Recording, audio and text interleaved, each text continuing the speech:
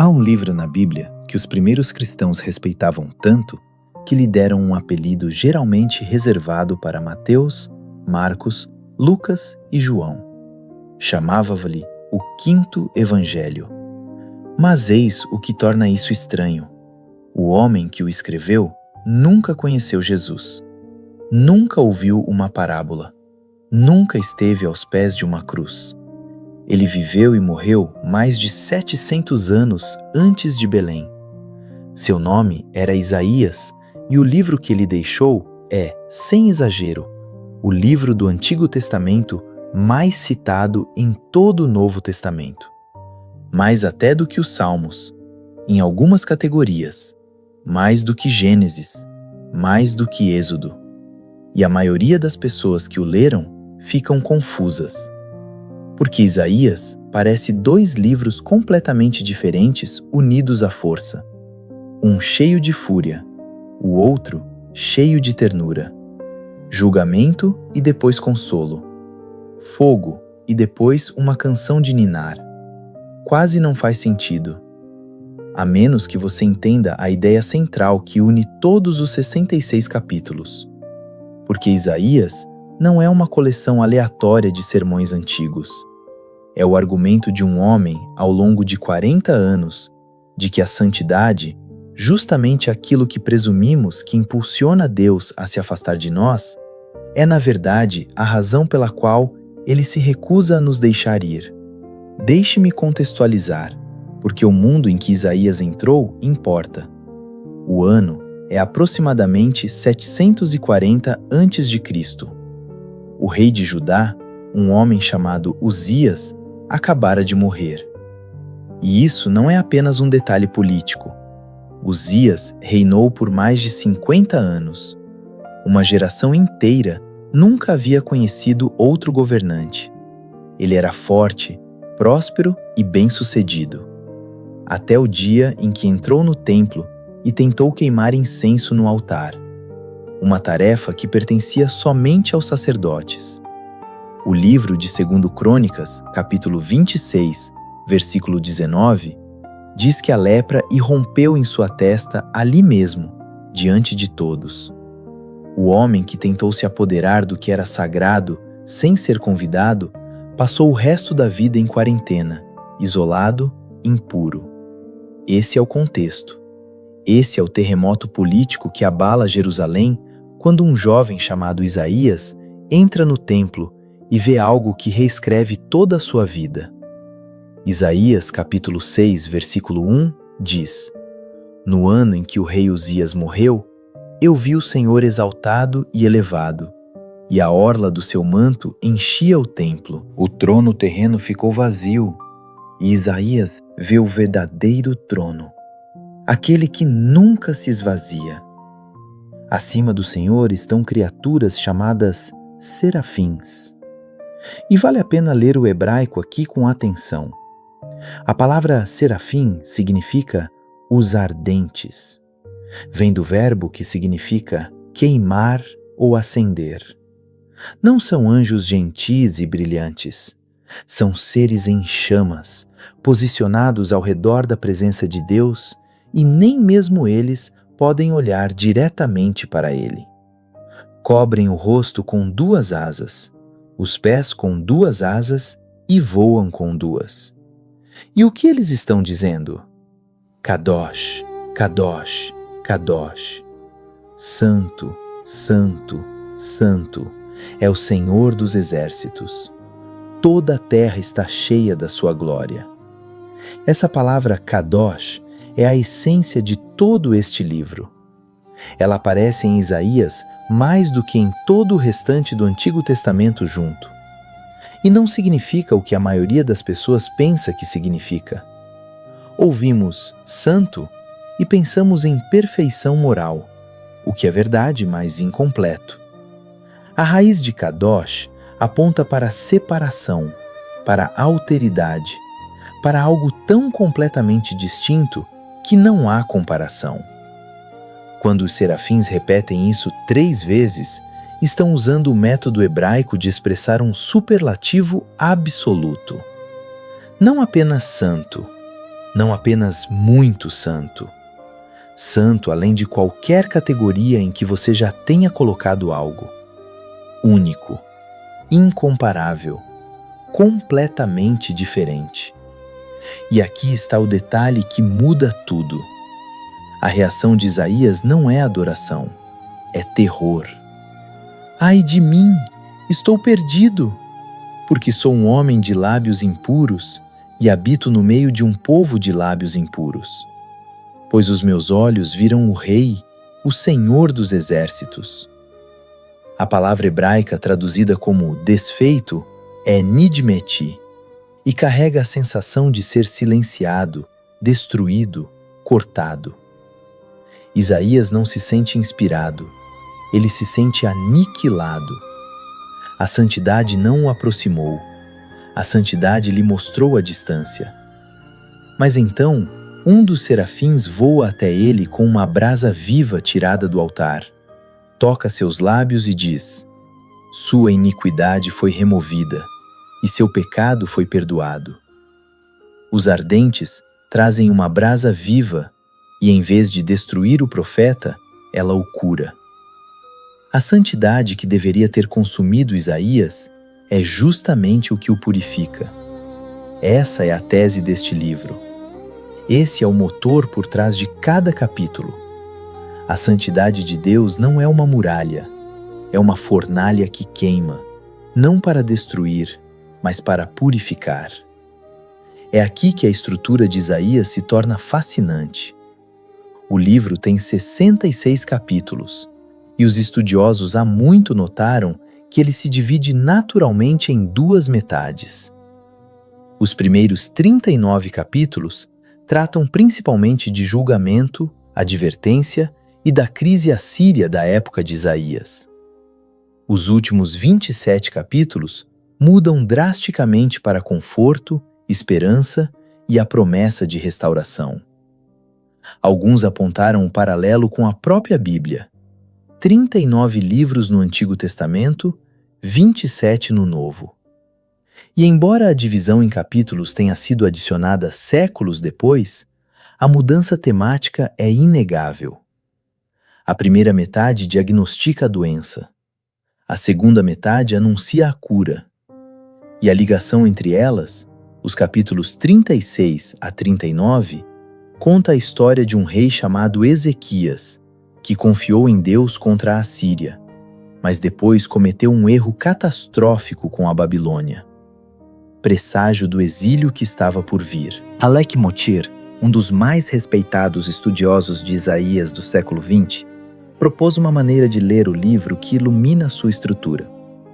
Ele chamou os capítulos 1 a 37 de Livro do Rei, os capítulos 38 a 55 de Livro do Servo e os capítulos 56 a 66 de Livro do Conquistador Ungido. 3 figuras, 3 movimentos, e todos os 3 convergem em uma só pessoa. Pense no que isso significa. Isaías está pintando um retrato ao longo de décadas, e o retrato vai se tornando cada vez mais detalhado. Nos primeiros capítulos, vemos um rei vindouro. Isaías, capítulo 9, versículo 6, o anuncia. Porque um menino nos nasceu, um filho se nos deu. O governo estará sobre os seus ombros, e o seu nome será Maravilhoso Conselheiro, Deus Forte, Pai da Eternidade, Príncipe da Paz. Esses não são títulos humanos. Deus Forte, em hebraico, é El Gibor, a mesma palavra usada para o próprio Deus. Isaías está descrevendo um governante que é, de alguma forma, tanto uma criança nascida na família humana, quanto o Deus Forte que criou essa família.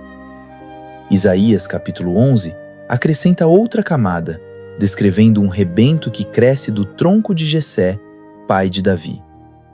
A linhagem real seria reduzida a um tronco, mas desse tronco algo cresceria e o Espírito do Senhor repousaria sobre ele. Esse é o rei. Mas o retrato muda. Quando chegamos a Isaías capítulo 42, uma nova figura aparece: o servo. Eis o meu servo, a quem sustento, o meu escolhido, em quem a minha alma se compraz. Pus sobre ele o meu espírito, e ele fará justiça às nações. Isaías, capítulo 42, versículo 1. Este não é um monarca conquistador. É alguém tranquilo e gentil, que não quebrará uma cana rachada, nem apagará uma mecha que ainda fumega. E os cânticos do servo continuam a se intensificar. Isaías, capítulo 49, revela que o servo tem uma missão não apenas para Israel, mas para todas as nações. Isaías, capítulo 50, o mostra oferecendo as costas àqueles que o ferem e a face àqueles que lhe arrancam a barba. E então vem Isaías, capítulo 53, possivelmente o capítulo mais impressionante de todo o Antigo Testamento. Antes de analisarmos o capítulo 53, consideremos o que o público original teria imaginado. Eles estavam à espera. Sabiam que o rei viria. Esperavam poder, vitória, restauração. E então, Isaías escreve isto: Ele não tem beleza nem formosura.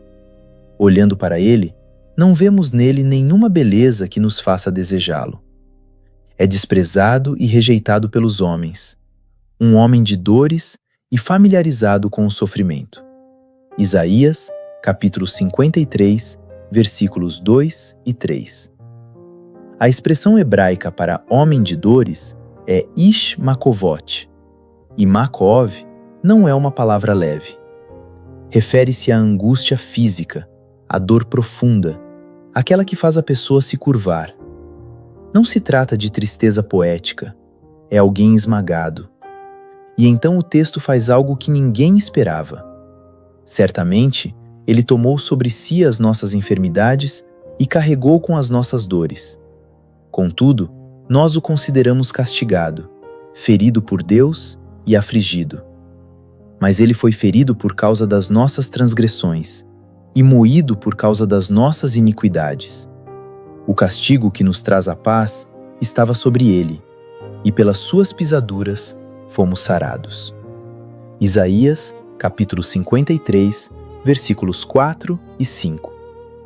O verbo hebraico saval, no versículo 4, significa carregar um fardo, suportar uma carga tão pesada que muda a forma de quem a carrega. E a palavra para ferido, mekalol, transmite a sensação de ser transpassado, penetrado. 700 anos antes da cruz, Isaías descreve alguém que absorve as consequências destinadas a outros.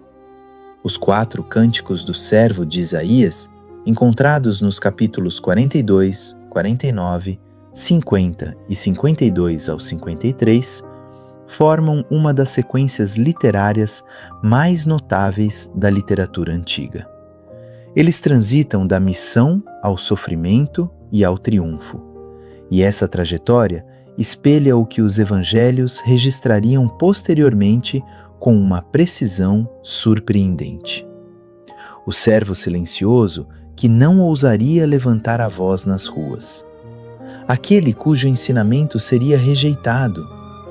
Aquele que se ofereceu voluntariamente. E aquele que, depois de sofrer, veria a sua descendência e prolongaria os seus dias.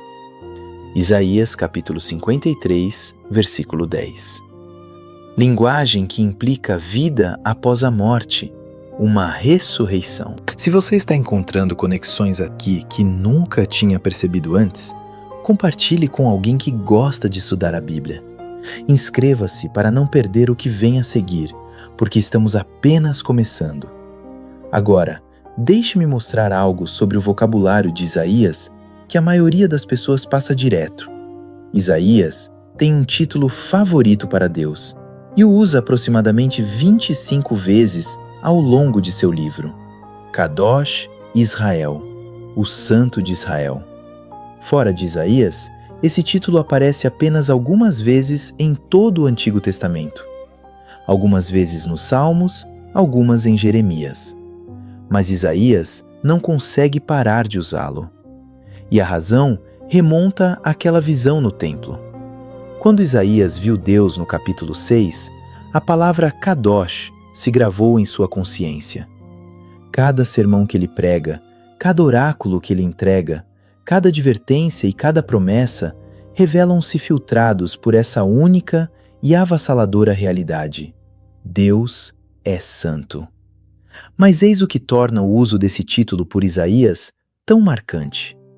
Ele não usa Kadosh Israel apenas em passagens de julgamento, mas também em passagens de consolo. Isaías, capítulo 41, versículo 14, diz: Não temas, verme de Jacó, homens de Israel. Eu te ajudarei, diz o Senhor, o Santo de Israel, teu Redentor. A mesma santidade que expõe o pecado é a santidade que se recusa a abandonar o pecador. Isaías, capítulo 43, versículo 3, a relaciona diretamente à salvação. Pois eu sou o Senhor, teu Deus, o Santo de Israel, o teu Salvador. Na teologia de Isaías, santidade e salvação não são opostos. São o mesmo impulso, expresso em duas direções. Há outra palavra hebraica que percorre como um fio condutor a segunda metade de Isaías, Naham, que significa consolar. Consolai, consolai o meu povo, diz o vosso Deus. Isaías, capítulo 40, versículo 1. A duplicação da palavra em hebraico não é redundância, é intensidade. É Deus dizendo: não apenas um pouco de consolo, mas consolo sobre consolo, consolo incessante. E quando Isaías descreve quem está consolando, ele retorna diretamente ao mesmo Deus cuja santidade abalou o templo no capítulo 6. O Deus do fogo e o Deus da ternura são o mesmo Deus. Isso nos leva a um dos padrões mais negligenciados do livro. Isaías não simplesmente passa do julgamento ao consolo em linha reta. Ele os entrelaça em um ciclo que se repete por todo o livro. Julgamento, depois esperança. Trevas, depois luz. Exílio, depois retorno. E cada ciclo aprofunda-se mais do que o anterior. Os estudiosos identificaram isso como um padrão literário recorrente. A apostasia leva ao julgamento. O julgamento leva à restauração. A restauração leva a uma revelação mais profunda de quem Deus é. O ciclo aparece em capítulos individuais, em seções e em todo o livro. Não se trata de uma repetição aleatória. É uma escada em espiral, e cada volta leva você mais alto. Observe como Isaías, capítulo 1, inicia o livro. Ouçam, ó céus, e deem ouvidos, ó terra, porque o Senhor falou. Criei filhos e os criei, e eles se rebelaram contra mim. Isaías, capítulo 1, versículo 2. Deus não é um juiz distante. Ele é um pai cujos filhos lhe viraram as costas. E a palavra hebraica para rebelar-se, pachá, significa mais do que desobediência. Implica uma ruptura deliberada de relacionamento, um rompimento intencional. Israel não se desviou por acaso. Eles escolheram partir. Mas antes do fim do primeiro capítulo, Deus diz isto: Venham, vamos raciocinar juntos, diz o Senhor. Embora os seus pecados sejam como a escarlata, eles serão brancos como a neve. Ainda que sejam vermelhos como o carmesim, se tornarão como a lã. Isaías, capítulo 1, versículo 18. O primeiro capítulo contém todo o livro em miniatura. Rebelião, depois um convite. Doença, depois a oferta de cura. E a oferta não está condicionada a Israel se purificar primeiro. O verbo raciocinar juntos, em hebraico, nivakesha, tem conotações legais. É a linguagem de um tribunal, mas Deus não está processando. Ele está negociando. Ele está se inclinando sobre o banco e dizendo: vamos resolver isso juntos. A visão profética de Isaías se estende por séculos, com uma clareza que ainda surpreende os leitores mais atentos. Nos capítulos 13 e 14, ele menciona a Babilônia como uma potência mundial que ascenderá e cairá, escrevendo isso numa época em que a Babilônia era um reino de segunda categoria sob o domínio assírio. Em Isaías capítulo 44, versículo 28 e capítulo 45, versículo 1, ele menciona um rei persa chamado Ciro, chamando-o de ungido de Deus, Mashiach em hebraico. A mesma palavra usada para Messias, décadas antes de o Império Persa existir como uma grande potência. Deus chama um rei pagão de seu ungido, não porque Ciro adorasse o Deus de Israel, mas porque a soberania de Deus opera além das fronteiras da teologia de qualquer nação. Esse é um tema que Isaías enfatiza repetidamente. Isaías, capítulo 44, versículo 6, contém uma das declarações de monoteísmo mais claras de toda a Bíblia. Eu sou o primeiro e eu sou o último. Além de mim, não há Deus. E imediatamente após essa declaração, Isaías inicia uma sátira devastadora sobre a idolatria, nos versículos 9 a 20. Um carpinteiro corta uma árvore. Com metade da madeira, ele acende uma fogueira e se aquece. Com a outra metade, esculpe um deus e se curva diante dele. A mesma árvore. Uma metade o mantém aquecido, a outra metade ele adora. A questão de Isaías não é apenas teológica, é absurda. A idolatria não é apenas errada, é ilógica. E o contraste com o Deus vivo, que nomeia reis antes mesmo de nascerem, não poderia ser mais nítido. Há uma cena perto do final de Isaías que une todos os pontos, e acontece em um lugar que você talvez não espere. Isaías, capítulo 61, versículos 1 a 3, descreve uma figura ungida pelo Espírito do Senhor para pregar boas novas aos pobres, curar os de coração quebrantado, proclamar libertação aos cativos e pôr em liberdade os presos, e proclamar o ano aceitável do Senhor. Séculos depois, um jovem rabino levantou-se numa sinagoga em Nazaré, desenrolou o rolo de Isaías exatamente nessa passagem, leu-a em voz alta, sentou-se e disse: Hoje se cumpriu esta passagem da Escritura que vocês acabaram de ouvir. Lucas, capítulo 4, versículo 21. A sala ficou em silêncio. Então irrompeu em fúria. O que Jesus afirmava era impressionante. Ele dizia que o rei de Isaías, capítulo 9, o servo de Isaías, capítulo 53, e o ungido de Isaías, capítulo 61, eram todos a mesma pessoa. E essa pessoa era ele. Todo o livro de Isaías, escrito ao longo de décadas, converge para essa única afirmação: aquele que reinaria com justiça, aquele que sofreria em silêncio, aquele que curaria os quebrantados. Uma figura, uma missão. E um alcance de ministério que não terminou na cruz. Hebreus, capítulo 7, versículo 25 diz: Ele vive para sempre para interceder por aqueles que se aproximam de Deus por meio dele. Isaías, capítulo 53, versículo 12, já havia insinuado isso. O servo intercederia pelos transgressores. O sofrimento não era o fim. Era a porta de entrada para uma obra contínua de mediação, um ministério sacerdotal que se estende do Calvário até o presente e além. Mas Isaías não termina com a cruz, nem mesmo com a intercessão. O livro avança para algo que nenhum outro profeta descreve com tantos detalhes.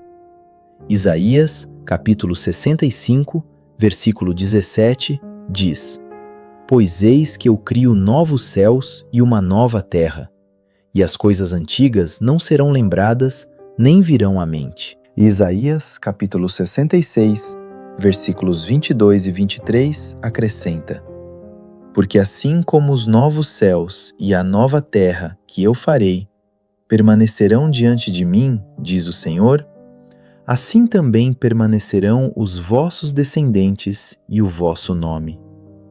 E acontecerá que de uma lua nova a outra e de um sábado a outro, toda a carne virá adorar perante mim. Esse último detalhe é extraordinário. Na nova criação, o sábado perdura. O ritmo que Deus estabeleceu no início da criação permanece. Gênesis capítulo 2, versículos 2 e 3. O descanso do sétimo dia, que precede o pecado, precede Israel, precede toda aliança e toda crise. Esse ritmo se estende pela eternidade. Isaías vê o fim e ele se parece com o começo. O círculo se fecha. O jardim é restaurado. E o sábado semanal, o sinal original da autoridade criadora de Deus e do convite relacional, ainda marca o pulsar de um mundo redimido. Pense em uma pedra atirada em água parada. No momento em que ela rompe a superfície, as ondas começam a se espalhar. Cada anel se alarga, mas todos se originam do mesmo ponto de impacto. Isaías funciona assim. O centro é o capítulo 6. A visão da santidade de Deus. E desse centro, cada tema irradia para fora: julgamento e misericórdia, o rei e o servo, o exílio e o retorno, a velha criação e a nova. Você pode começar a ler Isaías em qualquer capítulo, e se rastrear a onda o suficiente, chegará ao mesmo trono em chamas, ao mesmo Kadosh triplo, à mesma brasa pressionada contra lábios indignos. Eis a questão sobre aquela brasa. Ela vinha do altar. No sistema do santuário, o altar era o local onde o sacrifício acontecia, onde o sangue era derramado, onde o preço do pecado era pago. Então, quando os serafins pegaram uma brasa daquele altar e a pressionaram contra os lábios de Isaías, a mensagem não era: você é bom o suficiente. A mensagem era: algo já foi dado em seu favor. A santidade que expôs a impureza de Isaías foi a mesma santidade que providenciou a cura. Não são dois atributos de Deus em tensão. É um único atributo atuando em duas direções simultaneamente. E há também a maneira como Isaías fala sobre a própria palavra de Deus. Isaías, capítulo 55, versículos 10 e 11, diz: Porque, assim como a chuva e a neve descem dos céus e não voltam para lá sem regarem a terra e a fazerem brotar e produzir, para que dê semente ao semeador e pão ao que come, assim será a minha palavra que sair da minha boca. Ela não voltará para mim vazia, mas fará como me apraz. A palavra de Deus não é informação, é precipitação. Ela não apenas descreve a realidade, ela a cria. E Isaías dedicou 66 capítulos a deixar essa palavra cair sobre todas as superfícies possíveis, sobre reis e plebeus, sobre Israel e nações, sobre o exílio e o retorno para casa, até que toda a terra esteja saturada. Então, o que fazer com um livro como este? Como condensar 66 capítulos do ministério de 40 anos de um profeta em uma tarde? Eis a questão sobre a visão de Isaías no templo. Ele não foi em busca disso. Ele estava no templo fazendo o que as pessoas faziam em templos. E a sala mudou. O véu foi retirado.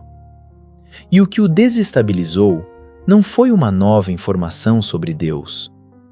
Foi enxergar com clareza o que sempre fora verdade. Isaías capítulo 6 não se trata de Deus aparecendo em um lugar onde ele não estava antes. Trata-se dos olhos de Isaías sendo abertos para o que já estava lá. E talvez o ensinamento mais prático de Isaías seja que a santidade de Deus não está esperando que você mereça ter acesso a ela. Ela já está presente. A questão é se você permitirá que ela exponha o que precisa ser exposto, não para envergonhá-lo, mas porque o mesmo fogo que revela a ferida é o fogo que a cauteriza. E há também a maneira como Isaías lida com a lacuna entre quem somos e quem Deus nos chama para ser. Todo o livro se baseia nessa tensão. Israel é chamado de servo de Deus, mas Israel continua falhando. Então, Deus envia outro servo para fazer o que Israel não conseguiu. A lacuna é real. Isaías nunca a minimiza.